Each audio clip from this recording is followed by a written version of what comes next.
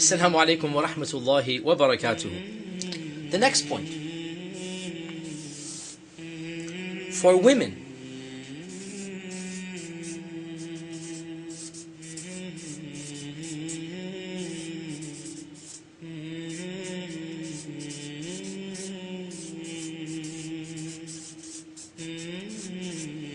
sex is not about the physical pleasure. Not at all. The primary motivation for sex is emotional. Men have a physical need for intimacy, and that's why they pursue it, and they go after it, and they initiate it. Women, on the other hand, don't have the physical urge as much as they have the emotional urge. And this is, of course, the general rule. I mean, frankly, let me be blunt here. The escort services, who's servicing whom? The pornography industry, who's servicing whom? It's women servicing men's desires. It's very rare to find the other way around. It's men who desire the physical. What do women want? Romance novels, right? The Hollywood movies about relationships. This is what women want. That's what their stimulus is appealed by. And that's the point that we need to understand. For a woman, sex is about the emotional connection and not necessarily about the physical connection. Therefore, men need to understand that if a woman doesn't feel like it, or doesn't get as enthused about sex as you do, or makes excuses to get out of it, it's nothing to do with you and your performance. Don't take it personally, and don't assume that your wife is any different from any other woman. The problem comes, and I've said this so many times before, when a guy's in love, he automatically wants to have sex with the woman he's in love with. For a woman, being in love means she wants to emotionally connect. And sex is a secondary thing. It's not the primary thing. And we mentioned in our class that a woman's arousal is not like a man's. When she says she's not in the mood, she really is not in the mood. She's not inventing an excuse. It's just that, sexual pleasures are not on as high their list of priorities as it is on a man. A man needs sex. He needs intimacy to unwind and relax. A woman, on the other hand, after a long day of work, after taking care of the kids, after yelling and screaming, really the last thing she wants to do is to have sex. That doesn't relax her as it relaxes men. She'd rather just curl up and go to sleep. She'd rather sit with a novel and drink some tea. And men need to understand it's a natural part of being a woman, that sex does not relax the way that it relaxes in men. Sex is more about the emotional connection than it does about the physical. Now, this doesn't mean that men should now feel hopeless. One of the purposes of our class is to create the ambience, to make the woman aroused, to make her feel sexual, and that's through the languages of love.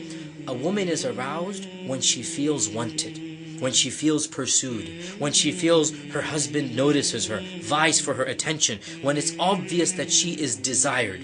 She is not aroused by visual stimulation. Believe me, if a man comes home and takes his clothes off in front of his wife, the wife will literally want to puke. Say, ew, that's disgusting. Whereas if the man comes home and the woman takes her clothes off, this is the man's dream come true, right? It's a wholly different attitude towards the physical element of sex, and by now it should be very clear, and I'll say this as bluntly as possible. How you treat your wife in the kitchen will translate into how your wife treats you in the bedroom. It's as simple as that. The sixth point.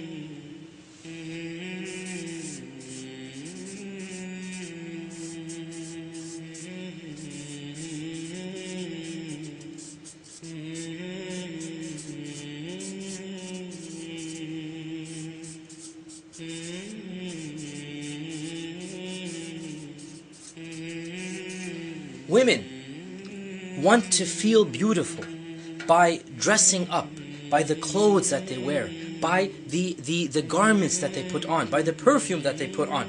And Allah Azza wa Jal Himself says in the Quran that أَوَمَنْ يُنَشَّأُ فِي الْحِلْيَةِ, that He's talking about women, and He goes that this the woman who is raised up in an environment of adorning herself, it's in the nature of women to accessorize. What does accessorize mean? Put on makeup, put on earrings, put on jewelry. And when she does this, then husband or man, you need to realize that she's doing this in order for you to notice her, in order for you to show your attraction and appreciation.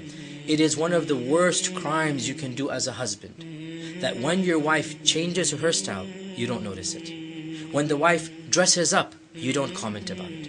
And by not noticing her accessorize, by not noticing her dress up, by not noticing her beautify herself, realize that you have killed any future attempt in order for her to beautify herself.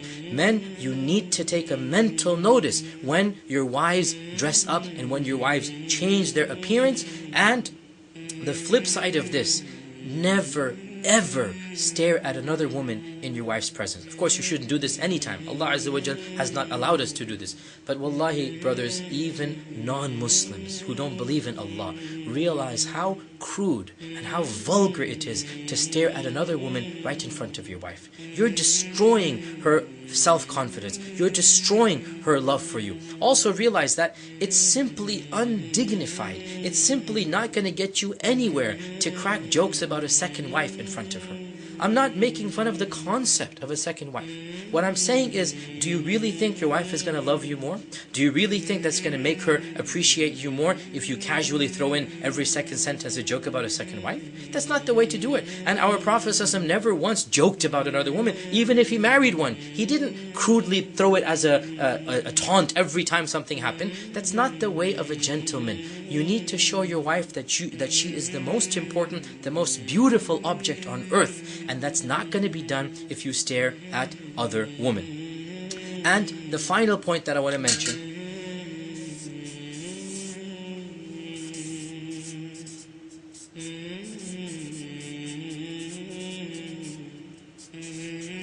don't rationalize every single problem that a woman comes to you with. Remember, for a woman, it's emotional more than it is rational.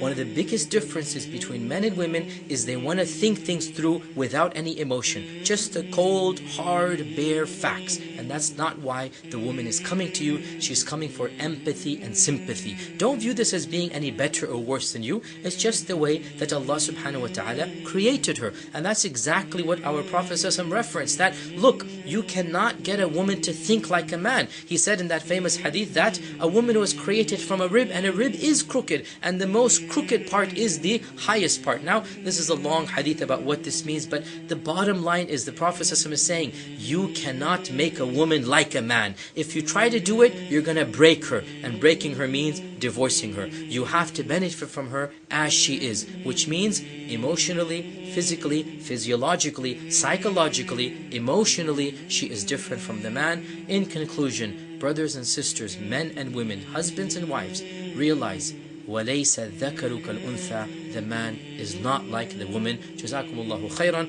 والسلام عليكم ورحمة الله وبركاته.